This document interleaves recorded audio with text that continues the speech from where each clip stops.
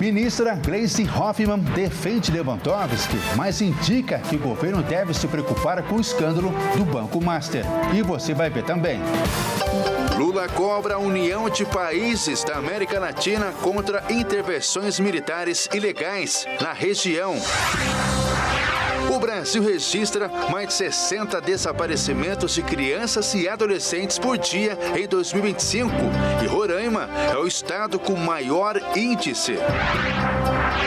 Corpo de corretora assassinada em Caldas Novas será sepultado em Uberlândia, Minas Gerais. E ainda, Flamengo anuncia o retorno de Paquetá, contratação mais cara da história do futebol brasileiro.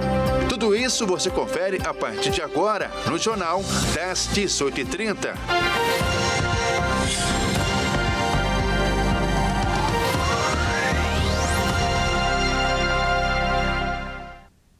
Olá, seja muito bem-vinda e bem-vindo. Nós estamos ao vivo, agora são 18 horas e 37 minutos pelo horário de Brasília. Eu sou Ismael Nascimento e a partir de agora você confere comigo as principais notícias dessa quarta-feira. A ministra das Relações Institucionais, Gleisi Hoffmann, saiu em defesa do ex-ministro Ricardo Lewandowski e indicou que o governo comece a se preocupar com o impacto do escândalo do Banco Master. O governo Lula está preocupado com o impacto do escândalo do Banco Master sobre os ministros e líderes do PT neste ano eleitoral. Em um café da manhã com jornalistas, a ministra das Relações Institucionais, Gleisi Hoffmann, procurou tirar o executivo do foco e direcionar os ataques aos adversários. Gleisi saiu em defesa do ex-ministro da Justiça, Ricardo Lewandowski. O escritório da família Lewandowski foi contratado pelo Master de 2023 a agosto de 2025, recebendo 5 milhões de reais do banco para a prestação de consultoria jurídica. O ministro ficou no comando da Justiça de fevereiro de 2024 a 9 de janeiro deste ano. Gleisi disse que antes de ingressar no governo, Lewandowski informou ao presidente Lula que o escritório de sua família prestava consultoria privada e que ele iria se afastar dessas atividades. A ministra também minimiza a influência de Lewandowski nas decisões, dizendo que o presidente do Master, Daniel Vocaro, foi preso na gestão de Lewandowski, quando ele era ministro da Justiça e tinha a Polícia Federal sob o seu comando. Gleisi afirma que a tentativa de colocar o escândalo no governo Lula não procedem e que a maioria dos envolvidos no processo do Master está em governos da oposição e que a oposição tem que explicar por que o empresário Fabiano Zettel, que é cunhado de Vocaro, foi o maior doador da campanha do ex-presidente Jair Bolsonaro e do governador de São Paulo, Tarcísio de Freitas. O ministro do Supremo Tribunal Federal, Dias Toffoli, autorizou nesta quarta-feira a abertura de inquérito da Polícia Federal para apurar a ação de influenciadores nas redes sociais em defesa do Banco Master e na realização de ataques ao Banco Central e outras autoridades que contrariam os interesses da instituição de Daniel Vocaro. E durante sua viagem ao Panamá, o presidente Lula mostrou seu aborrecimento com as relações dos países latino-americanos e caribenhos, cobrando uma união maior entre si. O presidente ainda demonstrou sua insatisfação com as ações dos Estados Unidos e que a força nunca será resposta nas relações diplomáticas. O presidente Luiz Inácio Lula da Silva, em sua viagem ao Panamá, onde está participando do Fórum Econômico Internacional da América Latina, defendeu que os países latino-americanos e caribenhos se unam e criticou o uso da força das relações internacionais. Isso porque, nos últimos tempos, o presidente dos Estados Unidos, Donald Trump, vem criando uma tensão no continente. Além da captura do presidente da Venezuela, Nicolás Maduro, o país vem pressionando para diminuir o acesso da China ao Canal do Panamá.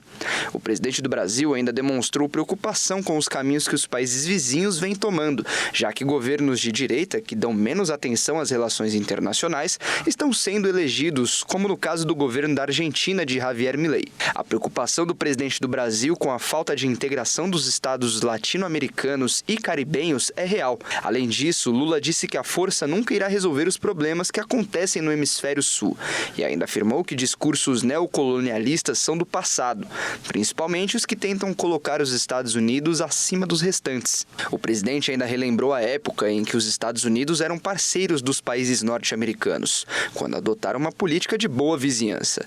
Antes de voltar ao Brasil, Lula tem diversos compromissos no Panamá.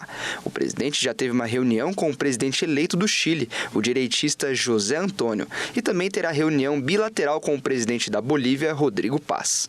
Além disso, Lula conversará com o presidente do Panamá, José Raul Mulino, e entre outros compromissos. O Brasil registrou mais de 60 desaparecimentos de crianças e adolescentes por dia em 2025. As maiores taxas de desaparecidos foram registrados em Roraima. O Brasil registrou um total de 23.919 casos de desaparecimento de crianças e adolescentes em 2025. O total representa uma média de 76 desaparecimentos de menores de 18 anos por dia. O Sistema Nacional de Informações de Segurança Pública, o SINESP, revelou que houve uma alta de 8% em relação a 2024, quando foram notificados uma média de 70 desaparecimentos diários nessa faixa etária. Do total de crianças e adolescentes desaparecidos no ano passado, cerca de 71% ou mais de 14 mil pessoas eram do sexo feminino e 9% masculino. Nos últimos dias, o desaparecimento dos irmãos Agatha Isabelle, de 6 anos, e Alan Micael, de 4 anos, mobiliza o povoado São Sebastião dos Pretos, na zona rural de Bacabal, no Maranhão. As crianças sumiram no dia 4 de janeiro e as buscas entraram na quarta semana, na segunda-feira. A força-tarefa que está em andamento conta com o apoio do protocolo Amber Alert, acionado em situações consideradas de risco, implementado pelo Ministério da Justiça em acordo com a Meta. O sistema emite alertas emergenciais em casos de desaparecimentos ou sequestro de crianças e utiliza o Facebook e Instagram para divulgar informações e imagens das vítimas em um raio de até 200 quilômetros do local do desaparecimento. Entre as unidades de federação, as maiores taxas de crianças e adolescentes desaparecidos por 100 mil habitantes foram registrados em Roraima, com 40 desaparecidos, seguido por Rio Grande do Sul, com 28, e Amapá, com 24. Somente no ano passado, mais de 84 mil pessoas desapareceram, considerando todas as faixas de idade. É o maior número de registros desde o início da série histórica, que iniciou em 2015. O maior número de desaparecidos está concentrado no estado de São Paulo, com mais de 20 mil desaparecidos no ano passado, o que representa 24% do total do país. E veja a seguir, corpo de corretora assassinada em Caldas Novas será sepultado em Uberlândia, Minas Gerais. E ainda, Flamengo anuncia o retorno de Paquetá, contratação mais cara da história do futebol brasileiro. Nós voltamos já.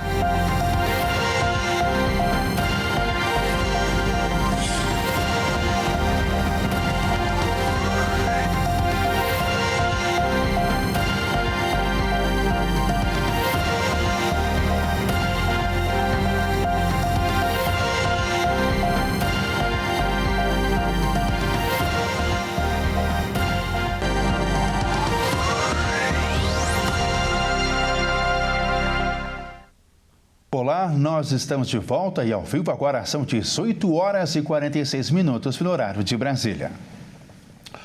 O corpo da corretora Daiane Alves de Souza, que estava desaparecida há mais de um mês, foi encontrado em uma área de mata. O síndico do prédio confessou o crime e ele e o filho foram presos na madrugada dessa quarta-feira. O corpo da corretora Daiane Alves de Souza, de 43 anos, que havia desaparecido há mais de um mês em Caldas Novas, sul de Goiás, foi encontrado em uma área de mata. O síndico do prédio, Kleber Rosa de Oliveira, de 49 anos, onde a corretora desapareceu, confessou o homicídio e direcionou a polícia até onde ele tinha deixado o corpo. Kleber e o seu filho, Maicon Douglas de Oliveira, foram presos pela Polícia Civil suspeitos do assassinato de Daiane. O porteiro do prédio em Caldas Novas, no sul de Goiás, onde Daiane morava, foi conduzido coercitivamente para prestar esclarecimentos. A corretora também cuidava de apartamentos da família no condomínio. Kleber disse à polícia que agiu sozinho e que matou Daiane depois de uma discussão com ela no subsolo do prédio. Kleber contou à polícia que saiu sozinho do condomínio, dirigindo a sua picape após colocar o corpo de Daiane no veículo. A polícia já tem as imagens de câmeras de segurança que mostram ele saindo do prédio por volta das 8 horas da noite do dia do desaparecimento, mesmo ele tendo dito no primeiro depoimento que não havia saído do local naquela noite. Kleber e Daiane tinham um histórico de conflitos, que, segundo o Ministério Público de Goiás, teve início em novembro de 2024, quando ela teria alugado um apartamento da sua mãe no condomínio para 2 famílias de turistas. No total, 9 pessoas se hospedaram na unidade, número acima do permitido pelas regras do prédio. De acordo com a denúncia do Ministério Público, entre fevereiro e novembro de 2025, o suspeito ameaçou a integridade física e psicológica de Daiane por meio de vários atos, como, por exemplo, monitorando constantemente a vítima e perturbando suas atividades profissionais e pessoais, tirando sua liberdade e privacidade. Daiane estava desaparecida desde 17 de dezembro de 2025, quando foi vista entrando no elevador do condomínio e passando pela portaria para falar com o recepcionista. Depois, ela retornou ao elevador e desceu para o subsolo. A partir daí, ela não foi mais vista. O corpo de Daiane foi abandonado pelo síndico a cerca de 15 quilômetros de Caldas Novas. A polícia informou que o corpo foi encontrado já em estado avançado de decomposição. Segundo familiares, o corpo será levado de Caldas Novas para Uberlândia, Minas Gerais, mas os horários do velório e do sepultamento ainda não foram definidos. E cerca de 45% dos cursos de medicina do Rio de Janeiro tiveram uma nota ruim no ENAMED. O resultado foi o pior da região sudeste e especialistas defendem a criação de exame para obter o registro profissional e evitar uma tragédia anunciada. Quase metade das faculdades de medicina em funcionamento no Rio de Janeiro teve o desempenho considerado insatisfatório na primeira edição do Exame Nacional de Avaliação da Formação Médica. O resultado acendeu um alerta sobre a qualidade da formação de novos médicos no estado.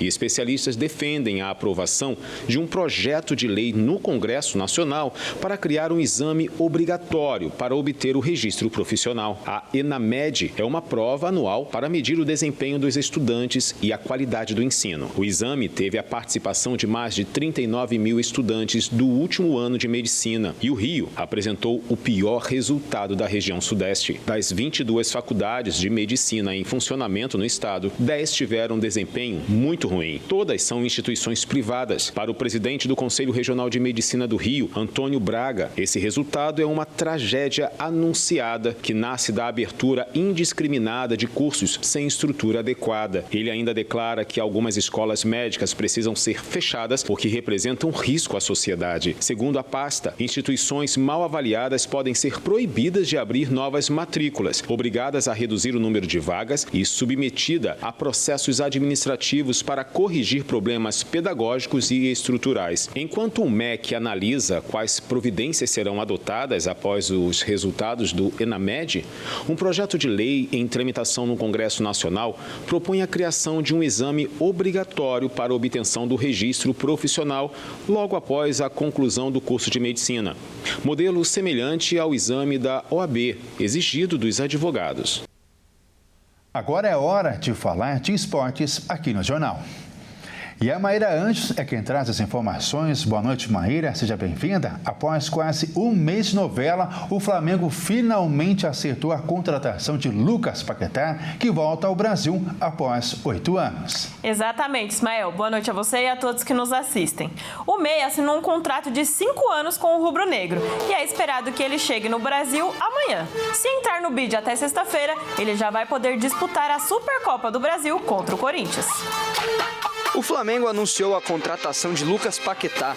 O meia retorna ao rubro-negro após 8 anos com um contrato de 5 temporadas e deve chegar ao Rio de Janeiro na manhã desta quinta-feira. O anúncio foi feito nas redes sociais com um vídeo de Lucas Paquetá. Na legenda, o clube valoriza o movimento pela contratação mais cara da história do futebol brasileiro. Quer dizer que eu estou muito feliz de estar podendo voltar para casa. Gostaria muito de agradecer ao presidente BAP, ao Flamengo, aos seus patrocinadores e, claro, a toda essa nação que fez esse sonho se tornar possível, tá bom? Daqui a pouco eu vejo vocês, hein? Tamo junto! Após semanas de negociações, o clube carioca chegou a um acordo com o West Ham. O Flamengo pagará 42 milhões de euros, cerca de 260 milhões de reais. O atleta já pode ter data de estreia. Caso tenha o nome publicado no bid da CBF até esta sexta-feira, o meia já poderá jogar no domingo contra o Corinthians pela decisão da Supercopa do Brasil. Lucas Paquetá não atuou nos últimos jogos do West Ham por sentir um incômodo nas costas e pediu para ficar de fora dos treinos e jogos. Porém, o clube acredita que o problema não será empecilho para ele jogar. Na temporada 2025-2026, Paquetá disputou 19 jogos pelo West Ham, com 5 gols e 1 assistência. E hoje, finalmente, temos a volta do Campeonato Brasileiro. Quais são os jogos de hoje, Maíra?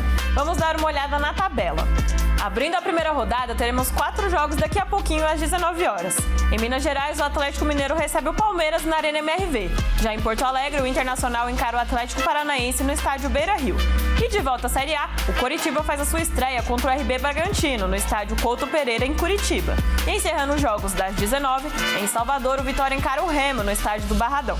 Mais tarde, às 19h30, no Rio de Janeiro, o Fluminense recebe o Grêmio, no estádio do Maracanã. Às 20 horas, o Corinthians enfrenta o Bahia, na Vila Belmiro, em Santos. Ao mesmo tempo que a Chapecoense encara o Santos, na Arena Condá, em Chapecó. E fechando os jogos de hoje, o campeão do Brasileirão 2025, o Flamengo, vem para a capital paulista enfrentar o São Paulo no estádio do Morumbis, às 21h30. Grandes jogos que ficaremos de olho nesse início de campeonato, Ismael. Mas por enquanto é só. Uma ótima noite para você e a todos que nos assistem. Até mais. Muito obrigado, Maíra. Também uma ótima noite para você também. E esta edição do Jornal fica por aqui. Uma excelente noite para você e para sua família. Até mais. Tchau.